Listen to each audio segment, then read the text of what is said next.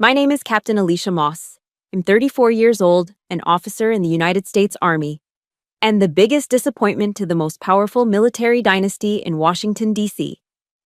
3 months ago, I was at Walter Reed National Military Medical Center watching my mother, General Eleanor Moss, take her final breath. While the woman who built a defense empire lay dying, my perfect siblings were nowhere to be seen. My brother, Colonel Marcus Moss, was performing a flyover for some VIPs. My sister Victoria was at the Pentagon, closing a billion-dollar deal. Not one of the 47 decorated officers in my family showed up. To them, she was already gone, a used-up asset. The silence in that room was a judgment, a final declaration that she, and by extension I, were irrelevant. But as the nurse handed me my mother's final letter, I realized this wasn't a surrender. It was a declaration of war. A war she had been planning for 15 years, and I was her secret weapon. Before I tell you what that letter contained, let me know where you're watching from. Hit that like and subscribe button if you believe that true strength is often the kind that goes unseen and unheard by the people who are supposed to love you most. The air in my mother's room at Walter Reed was a sterile cocktail of antiseptic and quiet despair. It was a scent I'd come to know intimately over the last 6 weeks, a smell that clung to my uniform long after I left the hospital grounds. Outside, the world moved on. Inside this room, time was measured in the steady, metronomic beep of the heart monitor. Each pulse was a reminder of what I was losing. Each beat felt more like a countdown than a sign of life. I sat in the stiff visitor's chair, my hand wrapped around my mother's. Her skin was like parchment paper, stretched thin over the bones of a hand that once signed directives that could shift the global balance of power. General Eleanor Moss, the Iron Matriarch. Now, her face was a landscape of surrender, her breathing a shallow whisper against the starched white pillowcase. The woman who had commanded armies was now being defeated by her own cells. The pain of watching her fade was a physical weight, a pressure behind my ribs that never eased. My thumb traced the back of her hand as I pulled out my phone. A reflex, a desperate, foolish habit. I stared at the screen, its cold light illuminating the truth in stark, unforgiving pixels. No new messages, no missed calls. The call log was a monument to my own futile attempts to reach out. The last communication from my sister, Victoria, was a clipped text from 2 days ago. Any change? Not.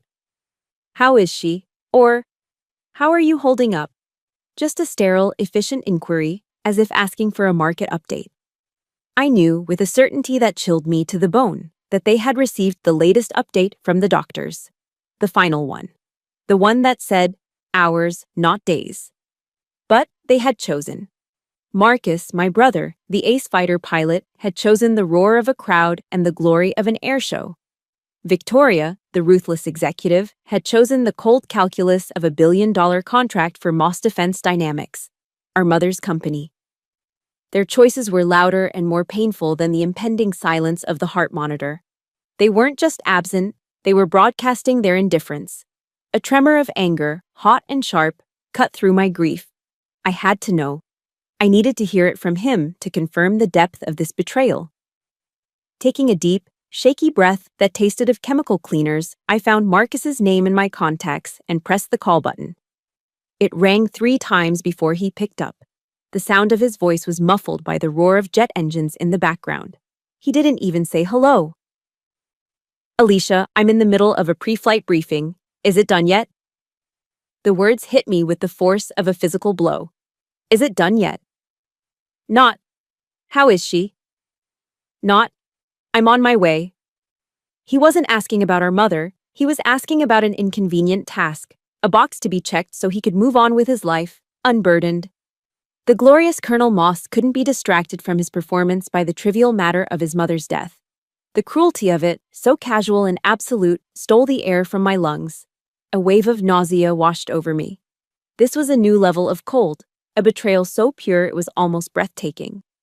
I couldn't form a sentence. I couldn't scream at him, couldn't beg him to have an ounce of humanity. All the fight drained out of me, replaced by a hollow, ringing emptiness. The only sound I could manage was a whisper, a single word that felt like I was swallowing glass. Almost, I said. Then I ended the call. I didn't throw the phone. I didn't break down.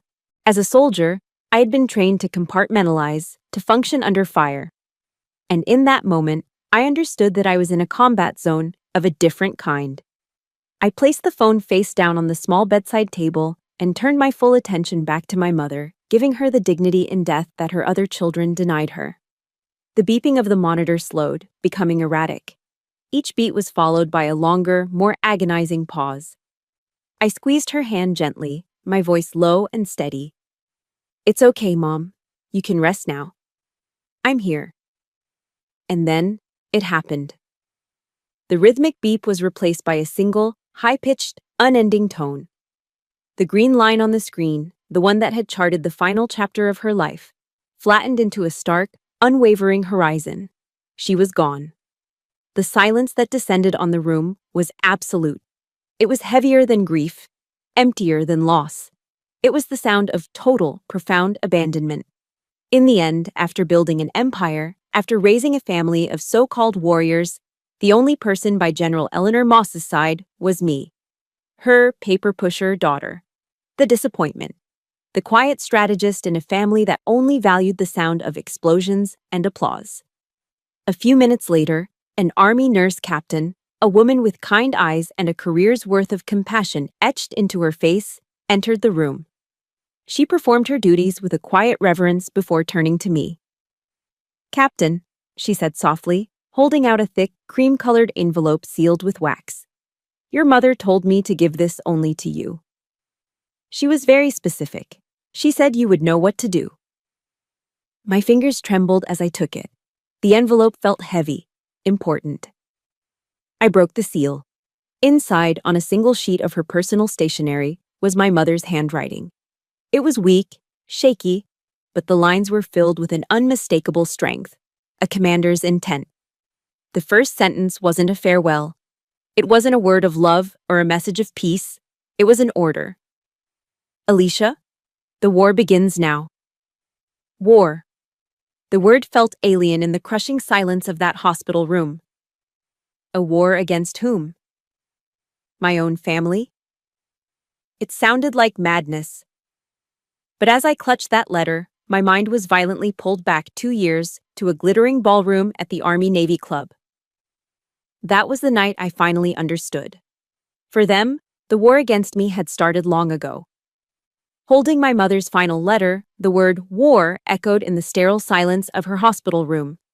It felt surreal, a command disconnected from the quiet reality of her passing. But my family had never fought their wars on conventional battlefields. Their combat zones were boardrooms, press conferences, and glittering Washington, D.C. galas. The memory that surfaced wasn't from my time in service, but from 2 years prior at the annual Moss Foundation Gala. It was there, under the weight of crystal chandeliers and political ambition, that I truly understood my place, or lack thereof, in the Moss dynasty. The event was held at the Army-Navy Club, a historic institution on Farragut Square that felt less like a club and more like a fortress of the military-industrial complex. The air inside was thick with the scent of old leather, expensive bourbon, and the quiet hum of power being exchanged. It was a place where careers were made or broken over a handshake. Generals with chests full of medals mingled with senators, and defense contractor CEOs spoke in hushed, important tones. I arrived in my Army service uniform, the deep blue jacket and sharply creased trousers a source of immense pride for me. But as I stepped into the grand ballroom, that pride curdled into a familiar feeling of invisibility. I was an island of simple, functional wool in a sea of $1,000 tuxedos and designer gowns.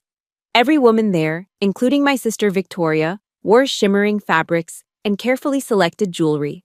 I felt plain, out of place, a soldier in a room full of politicians and peacocks. Across the room, I spotted my brother, Marcus, holding court.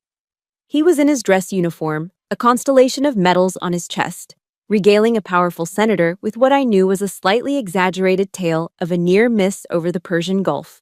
He was in his element, the center of attention, the warrior prince, the living embodiment of the Moss family brand.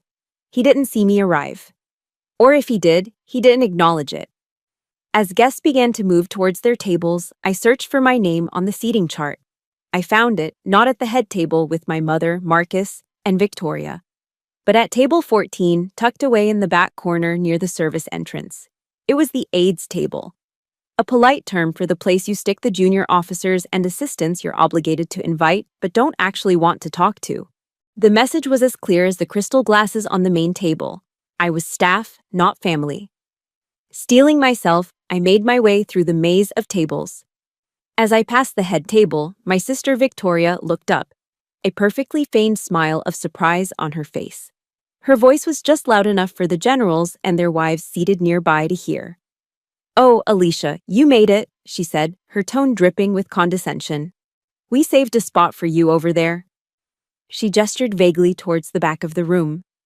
"You'll be more comfortable with your peers." The polite smiles of the people at her table didn't quite mask their pitying glances. I felt a hot flush creep up my neck, but I kept my expression neutral.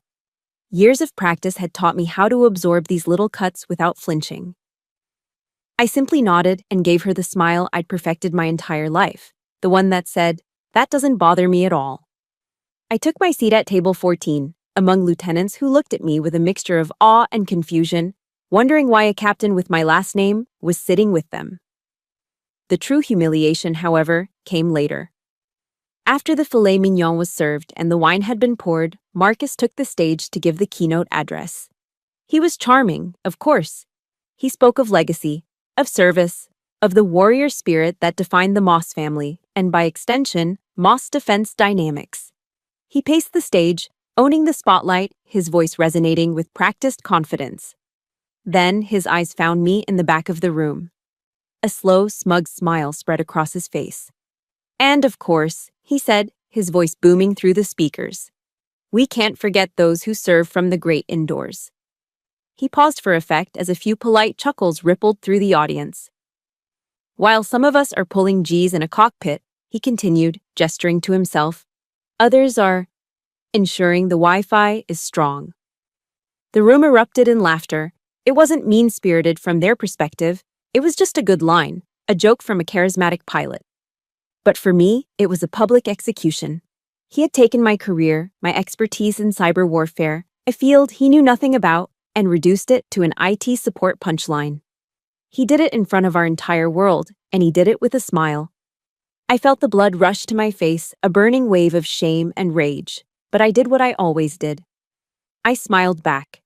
I nodded as if I was in on the joke. It was a performance, and it was exhausting. From the head table, I saw my mother's reaction. She wasn't laughing. But she wasn't angry either. She just had a tired smile on her face, a look of weary resignation. In that moment, I understood. She wasn't going to defend me. She had given up trying to bridge the gap between her children. She had chosen the path of least resistance, and that path left me standing alone. I don't remember the rest of the dinner. I excused myself as soon as it was polite to do so and walked out into the cool DC night. I got into my car, a simple Honda that felt worlds away from the Blacktown cars lining the street, and I just drove. I ended up parked by the Potomac River, with the lights of the Kennedy Center shimmering on the dark water.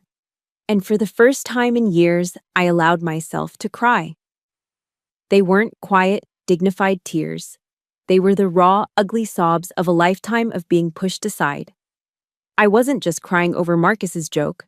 I was crying for the deliberate cruelty of my sister. I was crying for the complicity of the laughing crowd. But most of all, I was crying for my mother's tired smile.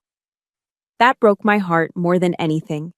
It was the moment I realized I was truly, completely on my own. If you've ever been made to feel small by the very people who should have built you up, please hit that like button to show some support. And in the comments below, just type the words, "I see you." Because sometimes that's all we ever really need. After the tears stopped, a cold resolve settled in my gut. I drove home, not to sleep, but to work. I sat in my small Arlington apartment, surrounded by the glow of 3 monitors, and I poured all of that pain, all of that rage, into my work. I stayed up until 4 a.m., dissecting a complex piece of malware for a cyber command project. It was the only arena where I had control. The only place where my value wasn't determined by my family, but by my skill. It was the only battlefield where I knew I could win. The vow I made to myself that night by the Potomac, to build my own legacy, one line of code at a time, wasn't just empty sentiment, it became my creed. In a family that measured worth in medals and headlines, I decided my value would be measured in results, even if I was the only one who saw them. I poured myself into my work at Cyber Command, building a reputation among my colleagues as a sharp, relentless analyst. But it was a crisis at my mother's own company, Moss Defense Dynamics, that truly tested my resolve. The call came at 2:17 a.m. on a Saturday in the fall of 2019.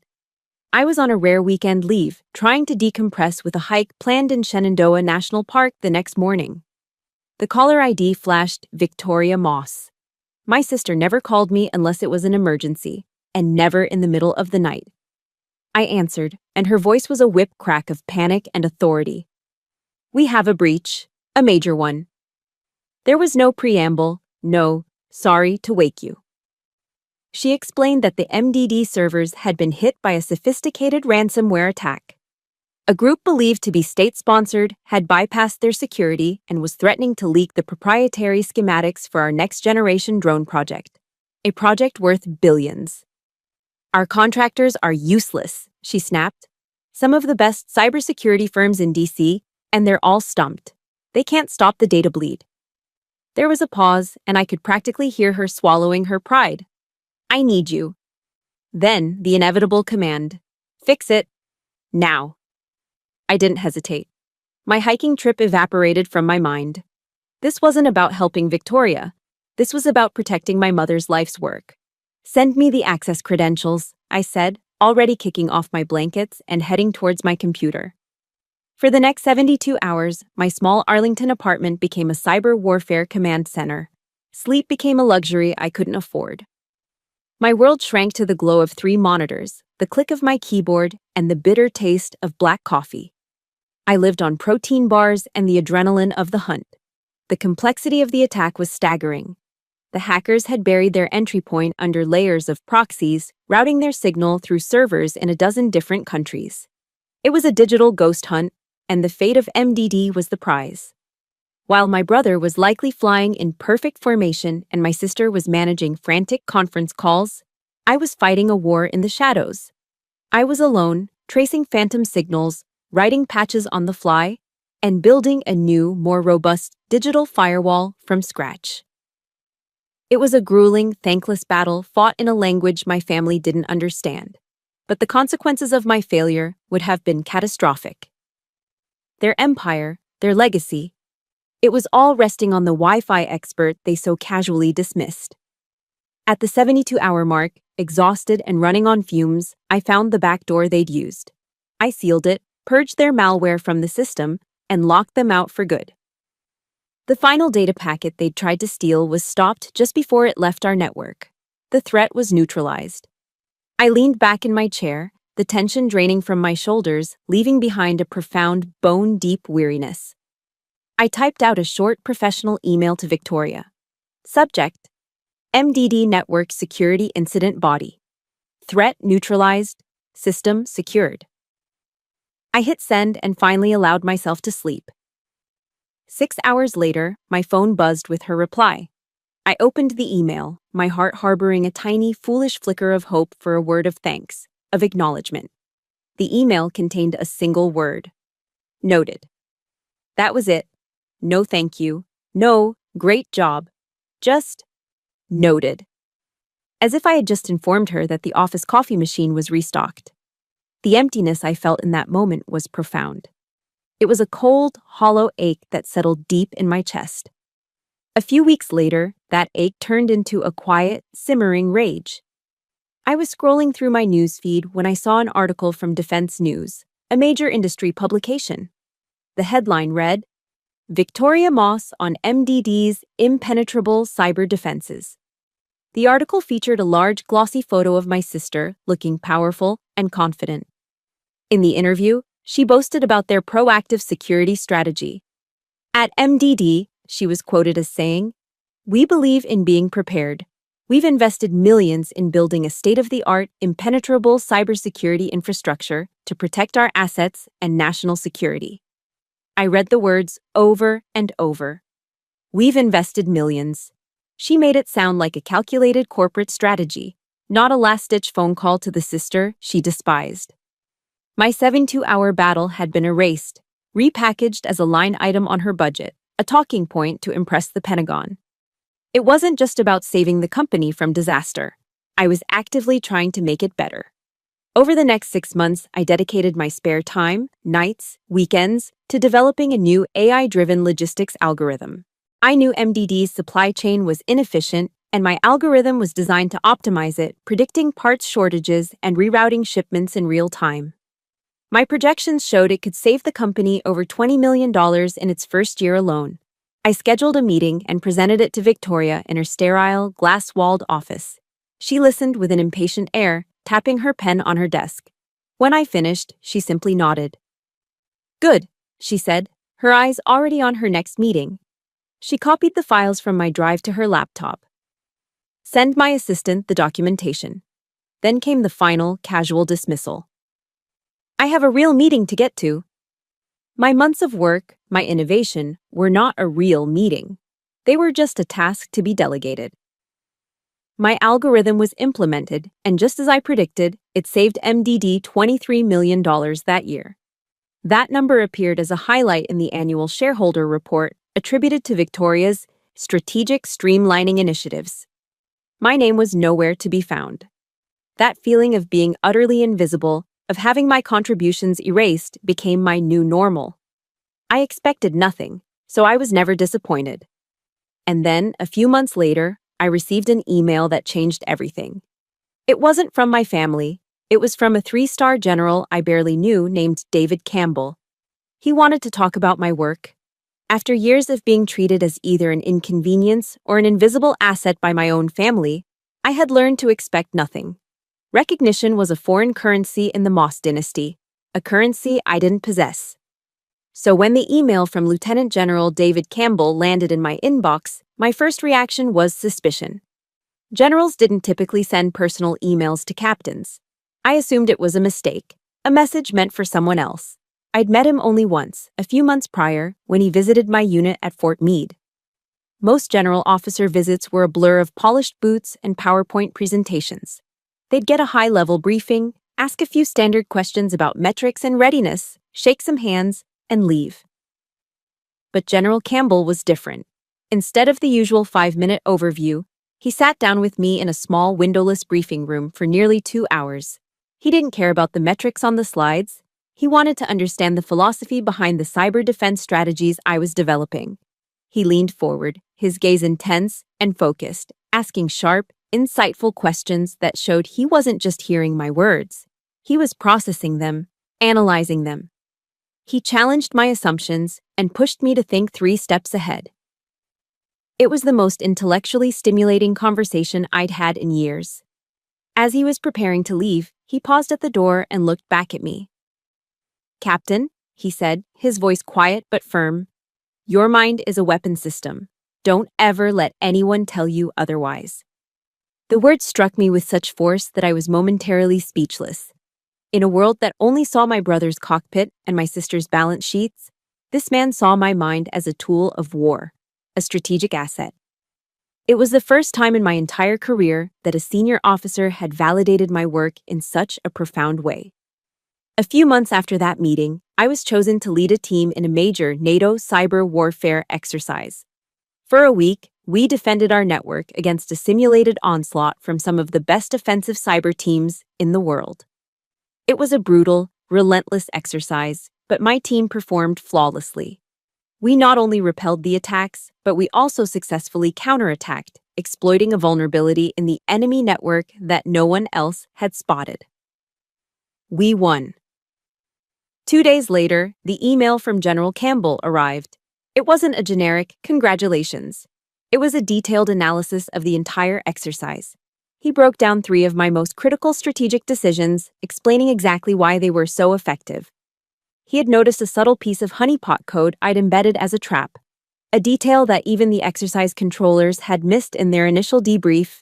He had taken the time to study my work, to understand its nuances. For the first time, I felt something I hadn't realized I was starving for. I felt seen. The real turning point, however, came that Thanksgiving. It was always a difficult holiday. The Moss family Thanksgiving was a large formal affair at my mother's estate in McLean, a performance of family unity for the benefit of political guests. I had decided to skip it that year, claiming I had duty, unwilling to endure another round of polite dismissals and veiled insults. On the Tuesday before Thanksgiving, my phone rang. It was General Campbell. "Captain Moss," he said, his voice warm and relaxed.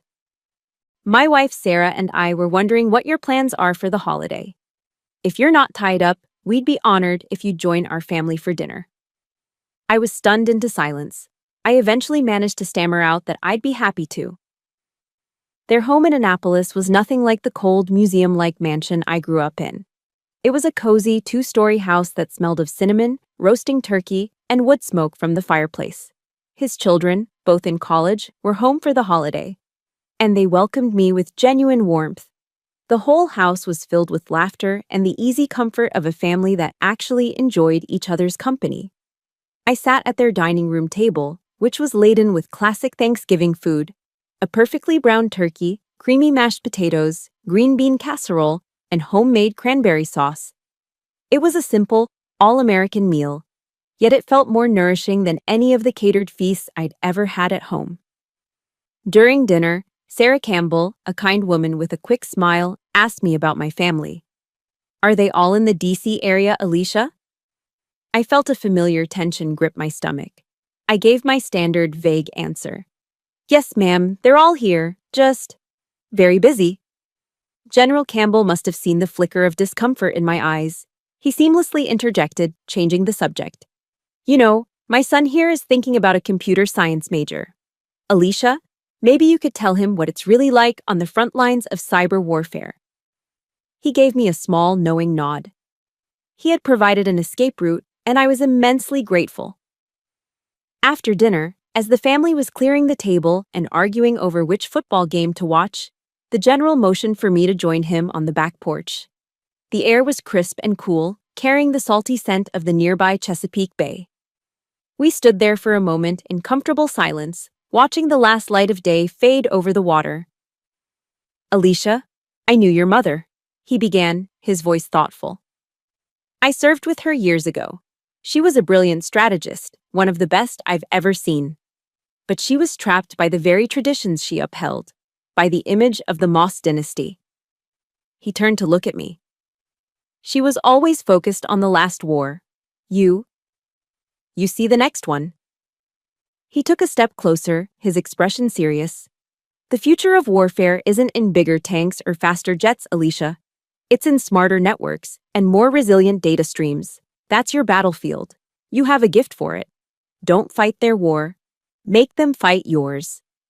He then quoted one of his heroes, General George S. Patton. "Accept the challenges so that you can feel the exhilaration of victory." Walking away from his house that night, I felt a shift inside me. His words weren't just advice, they were permission. Permission to stop trying to fit into my family's narrow definition of success. Permission to embrace my own strengths, to fight on my own terms. I didn't know it then, but that newfound strength would be tested sooner than I could have ever imagined. The following week, my sister Victoria sent a text that felt like a summons.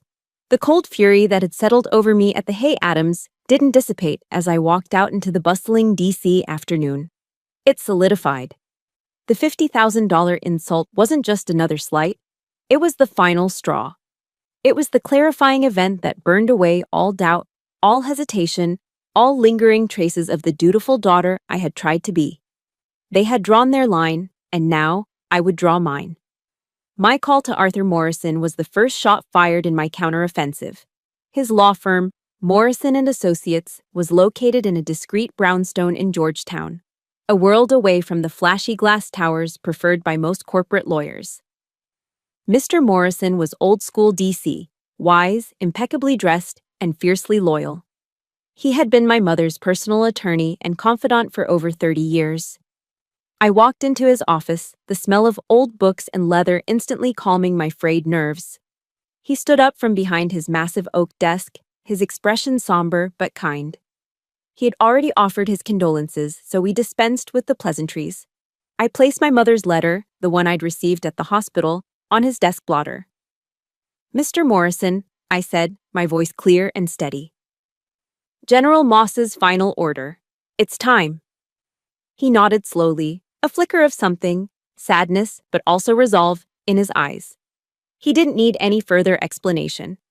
He walked over to a large antique safe tucked behind a painting of the Supreme Court. He spun the dial with practiced hands, the clicks echoing in the quiet room. The heavy door swung open, and he pulled out a thick, leather-bound portfolio. "Your mother foresaw this day, Captain," he said, placing the portfolio on the desk with a soft thud. "She hoped it would never come to this, but she was a strategist. She always planned for every contingency."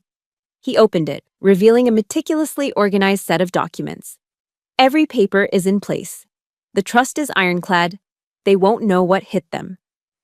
For the first time since my mother's death, I felt a surge of profound, heartbreaking clarity. She hadn't been weak or resigned that day at the Army-Navy Club. She had been playing the long game. She had been quietly forging the very weapon I now held in my hands. The following week was a blur of calculated action. I took a leave of absence from my post, and my Arlington apartment transformed from a quiet refuge into an intelligence operations center.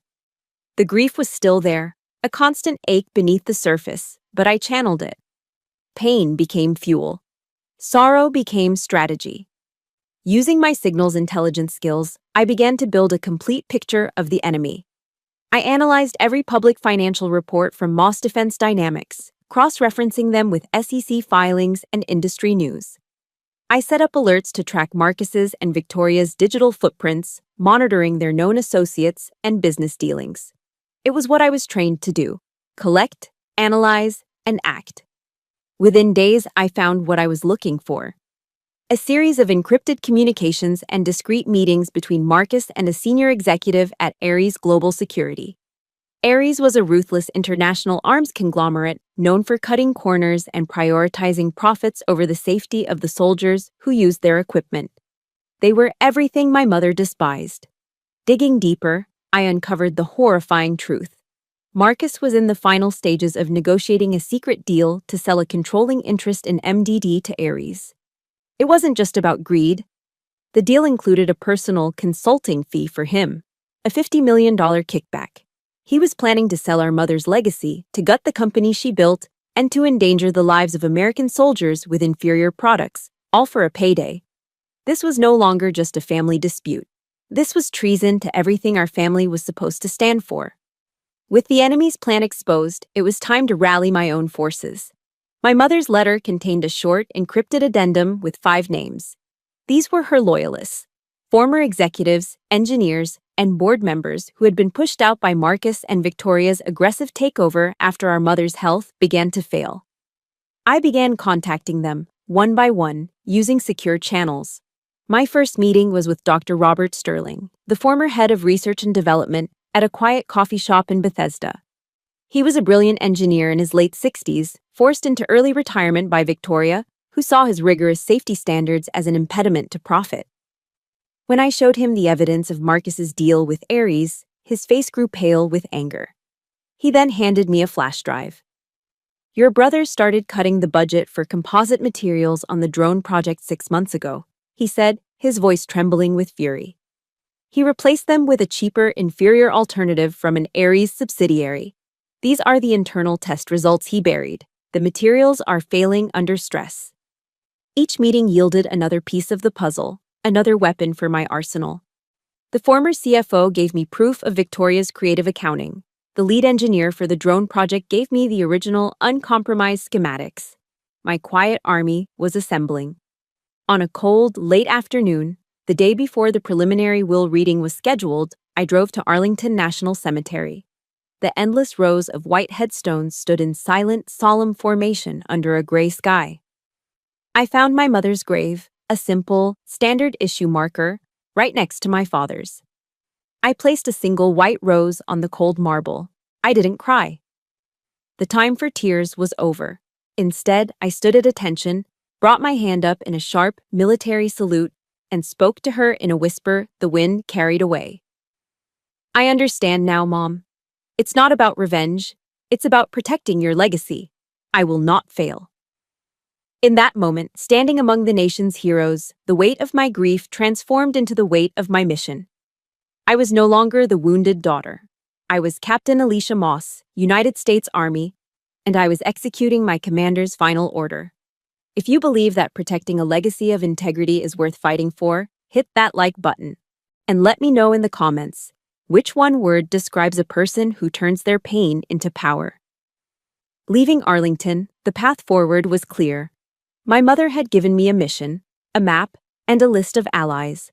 Marcus and Victoria thought this was a battle for money and control. They were wrong. This was a battle for the soul of a company and the protection of a legacy. My mother gave me a mission. Now it was time to execute it. The preliminary reading of my mother's will was scheduled in the main conference room of Mr. Morrison's law firm. I knew with the certainty of a soldier walking into an ambush that it was a trap. Marcus and Victoria weren't interested in legal formalities. They were interested in a public display of power, a final coronation of their authority over the Moss dynasty. And I was meant to be the final subject to be brought to heel. When I walked into the room, my assessment was confirmed. It was a perfectly executed psychological operation. All 47 members of the Moss clan, aunts, uncles, cousins, all decorated officers or executives, were already seated. They formed a silent, intimidating wall of judgment around the massive mahogany table. As I entered, a calculated hush fell over the room. No one made eye contact. No one offered a word of greeting.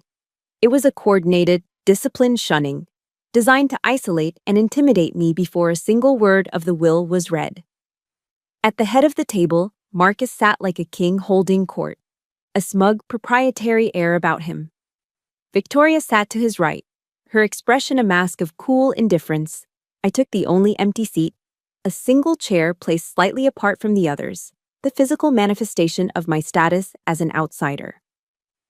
In the far corner of the room, sitting quietly in a guest chair, was General David Campbell. I had invited him to act as my official military advisor, a request that was unusual but perfectly within my rights. His presence was my first strategic move, a silent signal that I was not entirely alone. Mr. Morrison began the proceedings, his voice a dry murmur. But before he could get past the introductory clauses, Marcus held up a hand, cutting him off. He fixed his gaze on me, his voice loud enough for everyone to hear. "Alicia, let's just cut to the chase," he said, the picture of magnanimous authority. "This is a formality. As you well know, Mother's will leaves the controlling shares of Moss Defense Dynamics to Victoria and me." He paused, letting the weight of his pronouncement settle over the silent room. "There's nothing for you here." His words were a final, public dismissal. "You are irrelevant. You have no power here." The assembled family members shifted in their seats, their faces a mixture of pity and satisfaction. This was the moment they had been waiting for, the official confirmation of my insignificance, and that was my cue. Right on schedule, my phone, which I had placed face up on the table, began to vibrate. The call was precisely timed, a digital artillery strike I had arranged the day before. I glanced at General Campbell. He caught my eye and gave me a subtle, almost imperceptible nod. I answered the call and immediately pressed the speakerphone button. The room was so quiet that the electronic chirp of the connection seemed to echo off the wood-paneled walls. "Captain Moss," a deep, authoritative voice boomed from the small speaker. "This is General Peterson from the Pentagon's Cyber Command." A ripple of shock went through the room. General Frank Peterson was a 4-star general, a legendary and somewhat feared figure in the defense community. He was the head of the entire U.S. Cyber Command. For him to be personally calling a captain was unheard of. The smug look on Marcus's face flickered, replaced by a shadow of confusion. "I'm calling to personally inform you," General Peterson's voice continued, crisp and clear, "that your Project Chimera has been approved for full-scale implementation across all NATO networks. The Joint Chiefs signed off on it this morning." The entire room was now dead silent, hanging on every word. Congratulations, Captain, Peterson concluded. This is a game changer for our strategic defense posture. A truly remarkable piece of work. Before Marcus or Victoria could process this stunning validation of my invisible work, General Campbell chose his moment to strike. He leaned forward slightly in his chair, his voice cutting through the stunned silence like a hot knife. That's excellent news, General Peterson, Campbell said, his tone casual but carrying the weight of his own 3 stars. And while I have you on the line, you might be interested to know that Colonel Marcus Moss here, he gestured towards my brother, is planning to sell his mother's company, Moss Defense Dynamics, to Ares Global Security. Marcus's face went white. Victoria's eyes widened in panic. General Campbell wasn't finished. He delivered the killing blow. The same Ares, I believe, that recently outsourced its server security to a third-party firm in a country well known for its state-sponsored hacking activities. Seems like a potential security risk for any company that handles sensitive NATO-related projects. Like, for instance, Project Chimera. The air was sucked out of the room. The 47 family members began whispering frantically to one another, their wall of unity crumbling into chaos. Marcus looked like he'd been physically struck, his jaw slack with disbelief. He had just been outflanked, his secret deal exposed not in a boardroom, but in front of a 4-star general from the Pentagon and his entire family. On the speakerphone, General Peterson's voice was now dangerously cold. Is that so? He said, the 2 words dripping with menace. Interesting. We'll be looking into that. And then he hung up. The click of the disconnected line was like a gunshot in the silent room. The carefully constructed confidence of Marcus Moss had shattered. His reputation, the only currency he truly valued, was now under direct threat from the highest levels of the Pentagon. Mr. Morrison, a master of timing himself, seized the moment of chaos. He cleared his throat loudly, drawing all eyes to him. Well, he announced, a slight, satisfied smile touching his lips. That concludes the preliminary reading of the will. He looked directly at Marcus and Victoria, who were still reeling. The final disposition of assets, particularly concerning a certain blind trust established by General Moss in 2009, will be revealed at the annual shareholders' meeting on March 15th. He closed the portfolio with a definitive snap. I stood up. For the first time, I looked directly at my brother, at the fear and rage that had replaced his arrogance, and for the first time in their presence, I allowed myself to smile.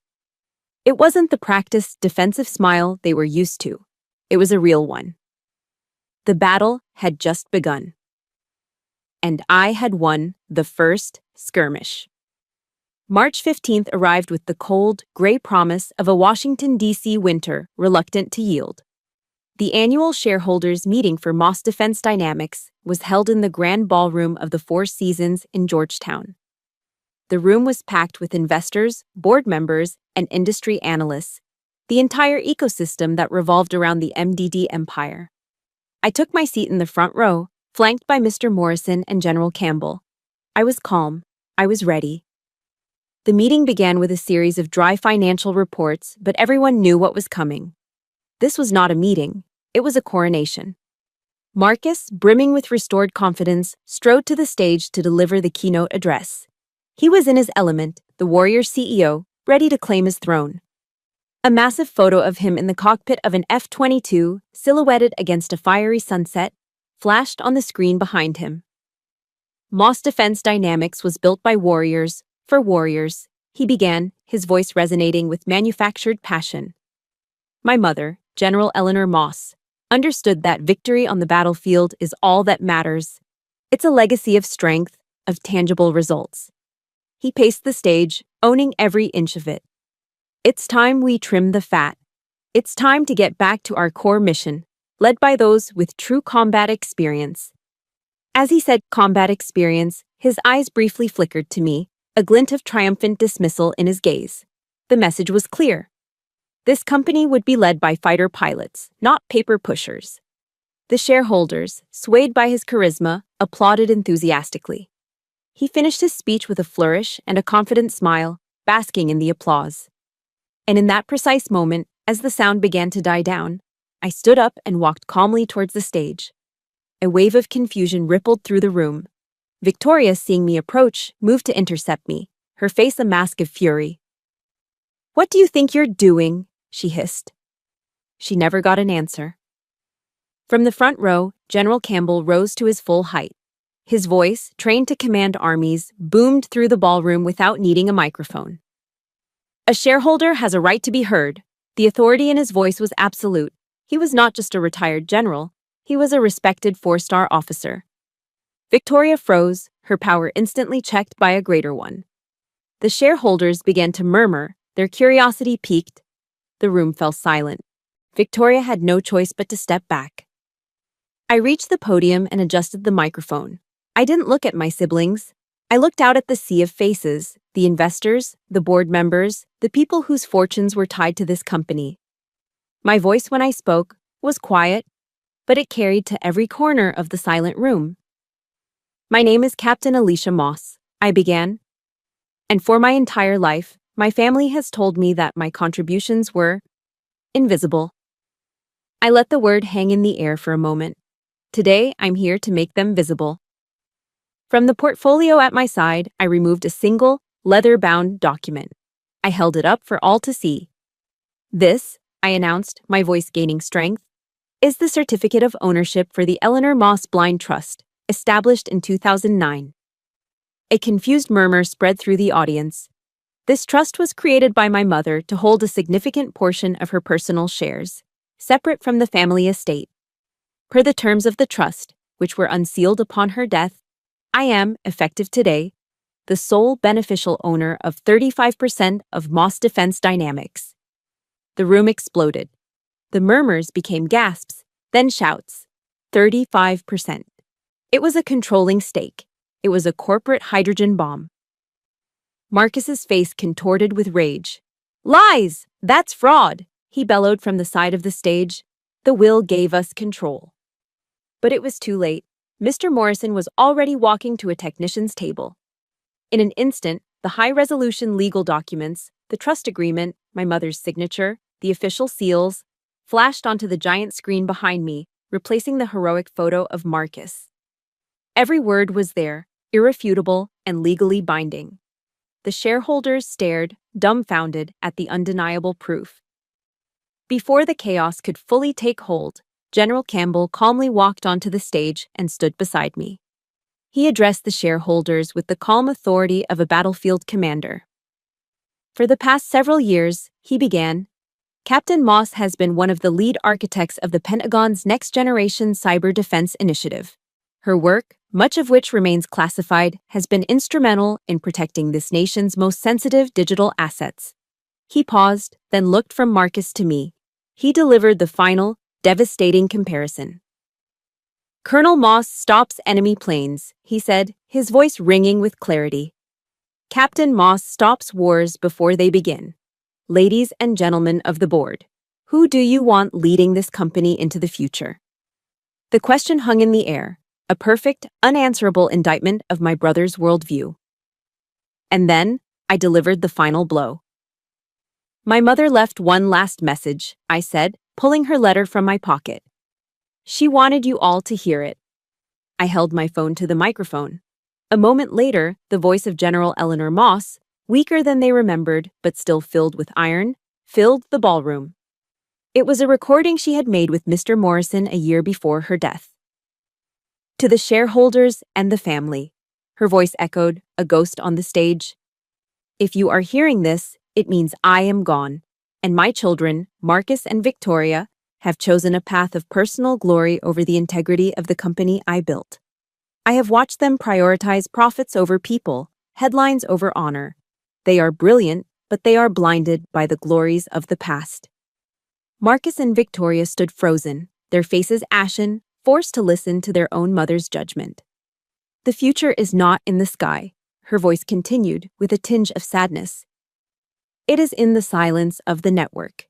It is in the invisible battles fought every second of every day. That is why I have entrusted the future of my legacy to the only one of my children who could see it. I have entrusted it to my daughter, Alicia." The recording ended. A profound silence fell over the room. It was over. In less than 10 minutes, the Moss Empire had been overthrown.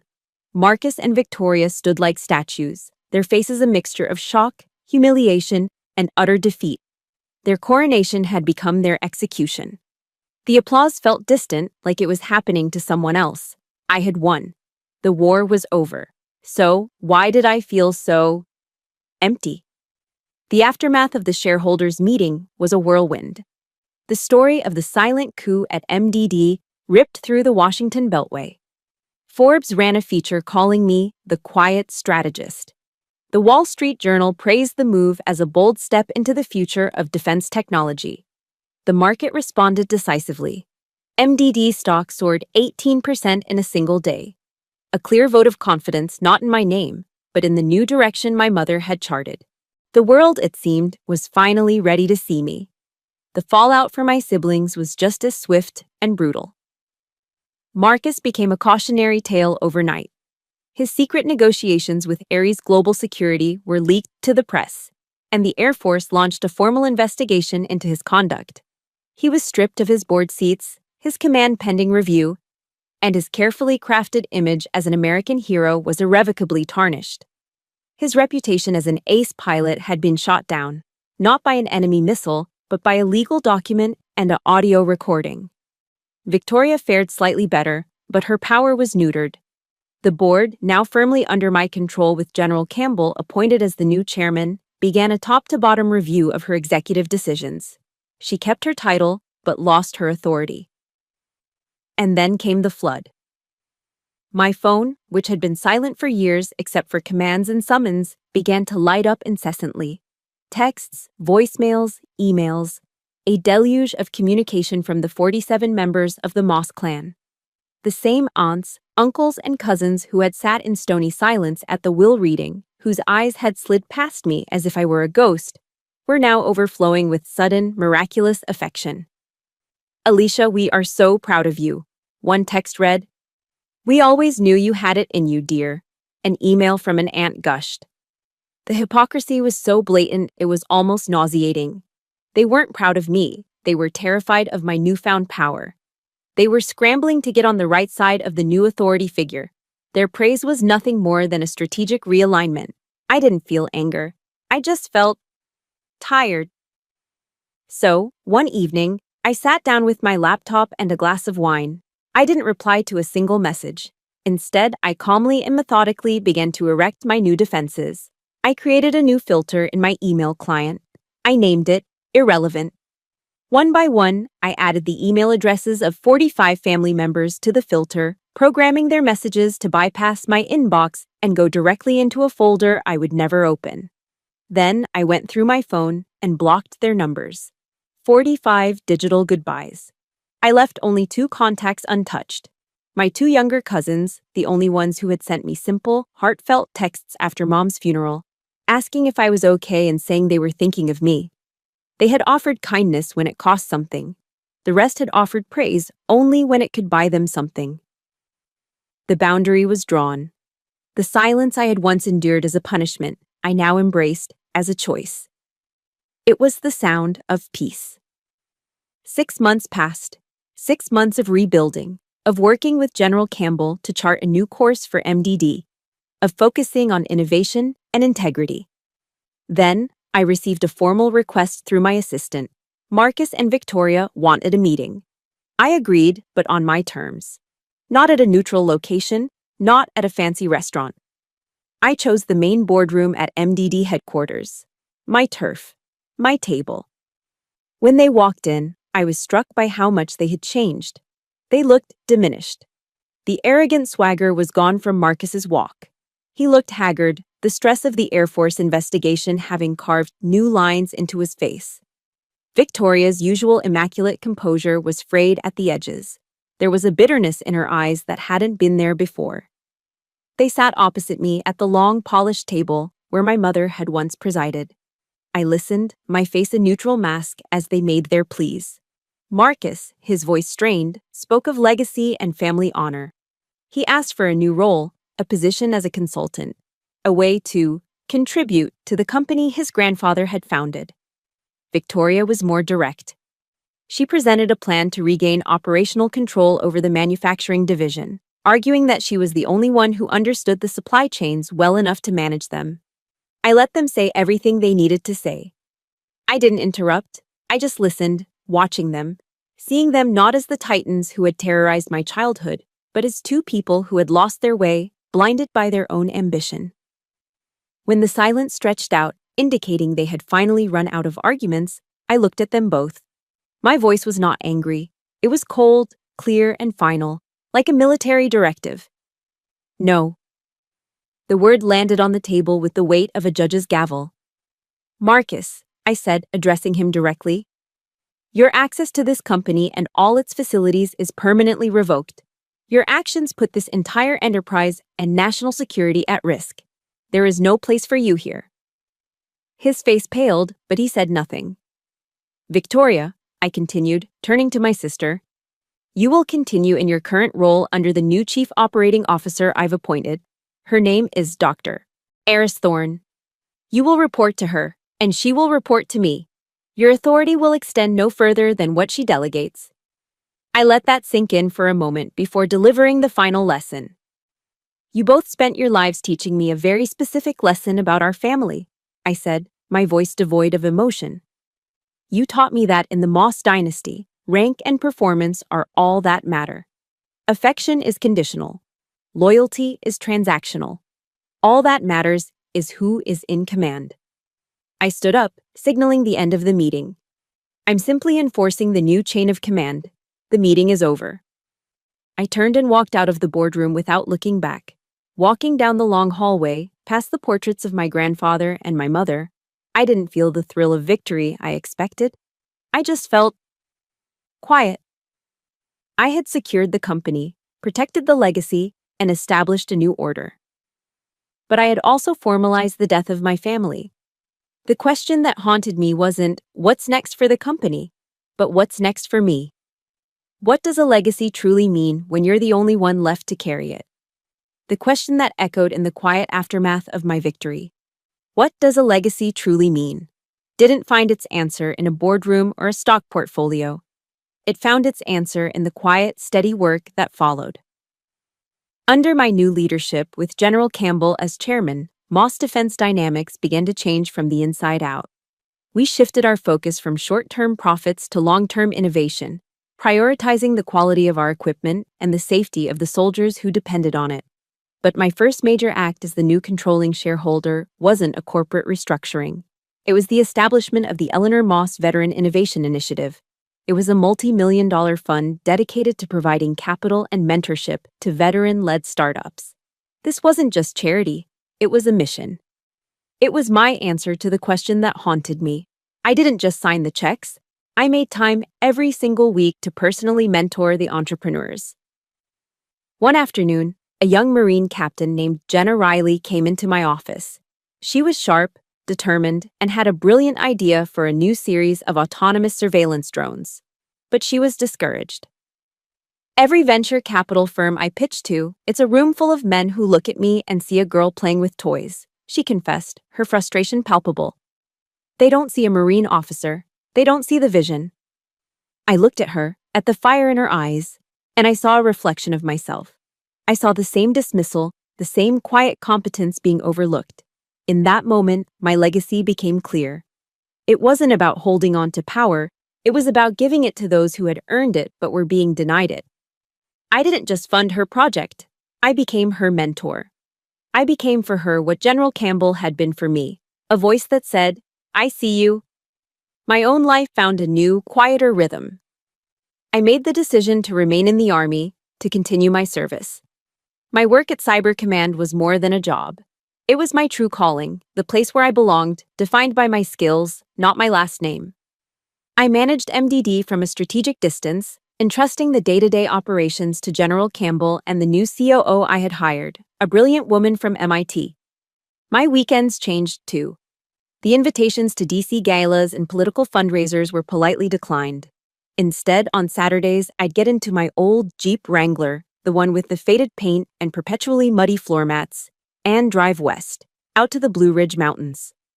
I'd spend my days hiking the trails of Shenandoah, the only sounds being the rustle of leaves, the call of a distant hawk, and my own steady breathing. Out there, surrounded by the ancient, silent wisdom of the mountains, I found a sense of peace that no amount of corporate victory could ever provide. I was finally breathing my own air. 1 year to the day after the shareholders' meeting, I found myself back at Arlington National Cemetery. I walked the familiar path to my mother's grave, the late afternoon sun casting long shadows across the endless rows of white stone. I knelt and placed a small bouquet of wildflowers I'd picked that morning on the grass. This time, there was no anger. There was no cold fury, no lingering ache of betrayal. There was only a profound and quiet gratitude. Staring at her name carved into the marble, Eleanor Moss, Brigadier General, I finally understood the last, most brilliant move of her long career. The greatest gift she had left me wasn't 35% of a company. It was the war itself. She hadn't left me a fortune. She had left me a crucible. A battle designed to force me to become the woman she knew I could be. She had given me a fight so that I could finally find my own strength.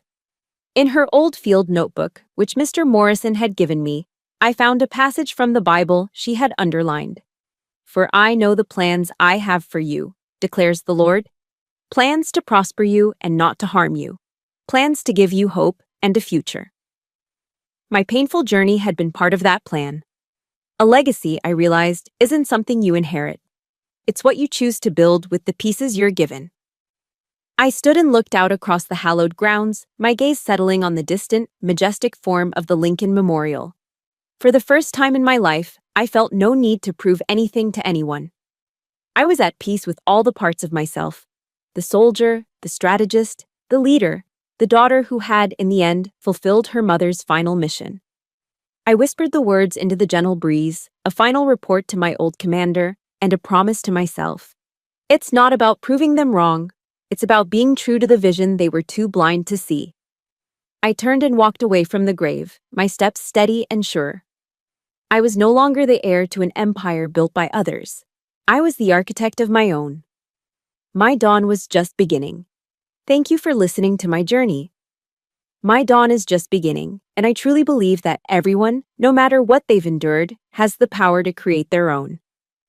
The greatest lesson I learned is that we are the architects of our own legacy, built not from what we inherit, but from what we overcome.